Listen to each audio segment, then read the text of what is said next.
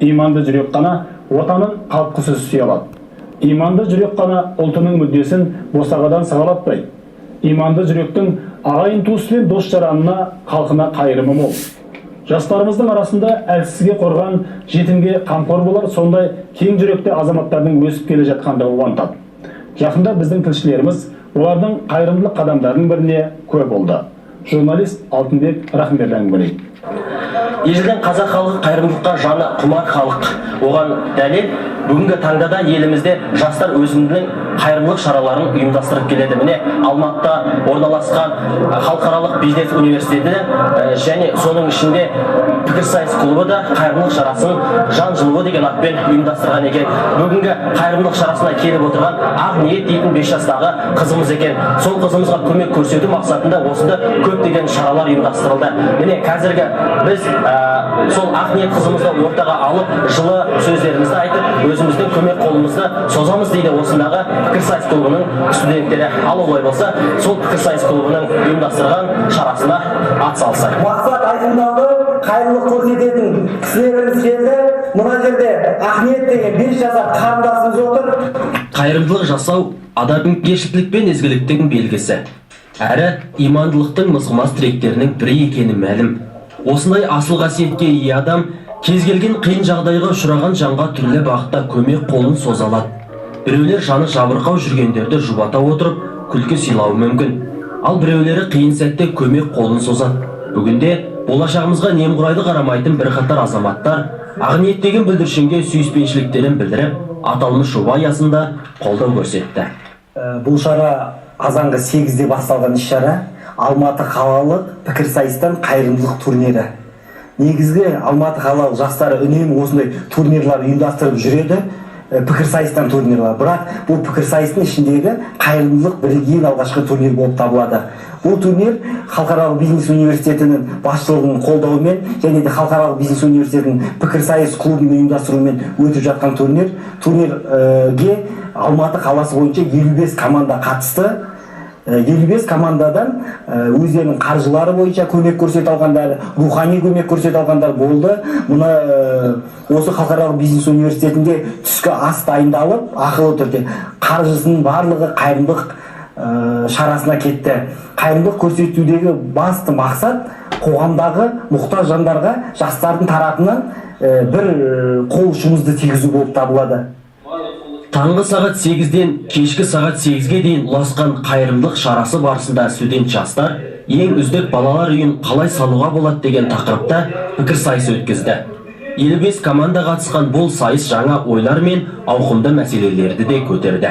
Енді бүгінгі шараға қатысты өз ойымды айтатын болсам, бұл өз жалғасын табуы керек, тоқтамау керек, дәстүрге айналу керек, турнирлардың бірі деп санаймын. Жалпы адамның тәрбиесінің 3 ошағы бар. Ол ата-ана, ол мектеп және үшіншісі орта. Пікірсайыс осындай үлгі тұтар орталардың бірі.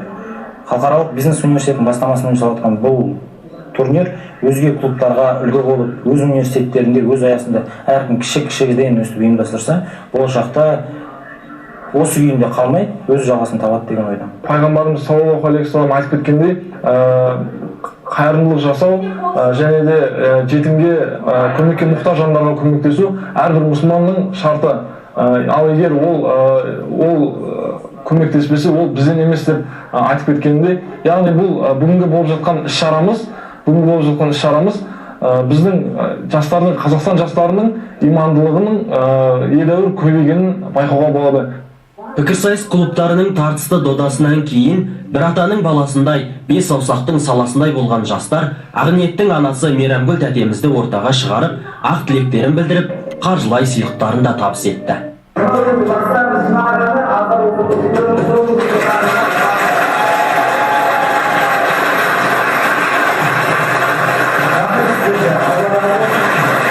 Осындай жағдайда шара қолданып, осындай балаларға мыңда бір алғысымызды айтамыз. Балаларға көп рахмет. Біз сияқты аналарға көмек беріп, осындай жақсы ниетте болған. Енді бізде рахметімізден басқа не айтамыз сіздерге енді. Ақ ниет қызымыз туылғанда қол жолында ақаулары болып туылады. Несеп жолдарының болмауына байланысты Ақ ниеттің зәр шығаруы қиындық туғызуда. Ота жасау көп қаражатты қажет етеді. Соған байланысты Ақниеттің анасы елден көмек сұрайды. Көп нәрсесі жоқ қой, бұның бүйрегі жоқ, үлкен дәреті, кіші дәреті, маткасының өзі кішігірім, оны да сойып жасау керек деп отыр енді. Көп жерлері жоқ, үлкен дәреті де кіші дәреті де жоқ. Сондықтан енді қиыншылық көп болып жатыр бізде. Енді бұл да бізге беріп жатқан Құдайдың бір баласы болғаннан кейін қимаймын әрине бұны. Өте қиыншылығын осымен бірдей көремін, енді қанша жасқа келгенше, өмір сүргенше біргемін. Әйтеуір баламды сүйрелеуге, әйтеуір бір нәтиже болатын шығар деген ниеттемін.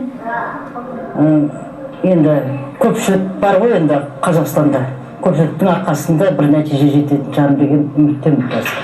Қайырымдылық іс шарасына келген ізгі жүректі бауырларымыз өздерінің ақ тілектерін былай білдірді. Осындай кісілерге көмек беріп жатқан інілерімізге, қарындастарымызға, бауырларымызға үлкен рахмет айтқым келеді. Осы іс шараны ұйымдастырып жатқан жігіттерге, бауырларға үлкен рахмет айтқым келеді. Шын мәнінде де осынау өмірде қолынан келіп тұрса, неге осындай көмек бермеске?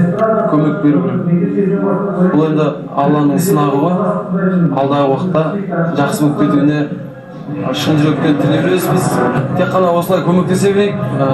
Осынау өмірімізде, осынау өзіміздің елімізде осындай бауырларымызға қолдан келгенше қол ұшын беруге тырысайық бәріміз.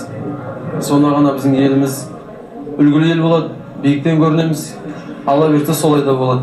Аллах тағаланың құлы бола отыра қандай қайырымдылық шаралар өткізуіміз керек екен, үлгі ретінде қандай істер істеуіміз керек екен, соны бірден бір көрсеткіміз келді десек те болады. Құдай қаласа, Алла қаласа, бұл біз игі шара жаңағы жақсы бір бастама болып өзінің жалғасын тапса екен деген ізгі ниеттеміз. Алматыдағы халықаралық бизнес университетінің міне мынандай аудиториясында бүгін жүрек жылуы атты пікірсайыс клубтарының ұйымдастырған қайырымдылық шарасы болып өтті. Міне бүгінгі шарада осы клубқа жиналған командалардың арасында көптеген ұтымды ойлар айтылды және өзекті мәселелер талқыланды. Міне бүгінгі таңда да осы дебатқа қатысқан өзіміздің кейіпкеріміз де болды. Ол кейіпкердің аты Ақниет, 4 жасар қызымыз. Міне осы қызымызға көмек көрсету мақсатында осында жастар көптеген келелі мәселелерді көтерді. Аллах тағала өзінің қайырымды құлдарын жақсы көреді. Міне осындай шараны ұйымдастырған жастарымызға Аллах тағала зор сауаптан жасын. Алдағы уақытта да елімізде осындай ізгі шаралар ұйымдастырыла береді деген сенімдеміз. Алтынбек Рахымберді, Аслер Ахметұлы, арнайы Асларна үшін.